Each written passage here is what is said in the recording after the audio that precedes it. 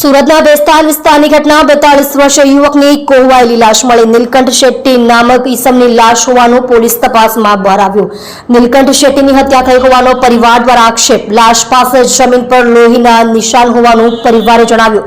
નીલકંઠ શેટ્ટી એકલો રહેતો હતો, લુમ્સ કારખાનામાં કામદાર હતો। હત્યા કે આપઘાત પોલીસ તપાસનો વિષય। સુરતની બેસ્તાન પોલીસે આગળની તપાસ આરંભી। મૃતકનું મરણનું સાચું કારણ પીએમ રિપોર્ટ પછી આવશે તેવું જણાવ્યું।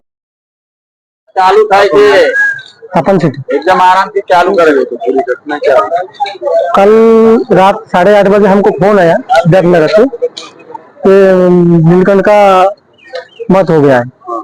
हम लोग गया, देखा तो उसका रूम से बदबू आ रहा है।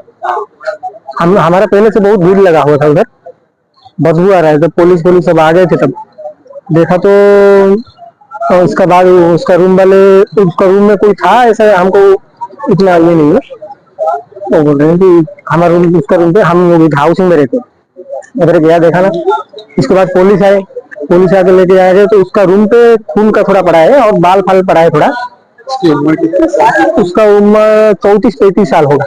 क्या काम कर लूम्स लाइन पे, सेंसर लाइन पे काम करता है। नहीं, उड़ीसा गंजाम का है। क्या लगता है इसका मर्डर हुआ है? हमको ऐसा ही तो आशंका, हमको शक है कि ऐसा हम बोल नहीं सकते कि कौन मर्डर किया, लेकिन कोई ना कोई तो होगा। वो इंक्वायरी करने से पता चलेगा पुलिस। आपका नाम क्या था? तपन शेट्टी। आप इनके कौन? मेरा मोहल्ले वाला है, वो मेरा गाँव का भाई लगता है, मतलब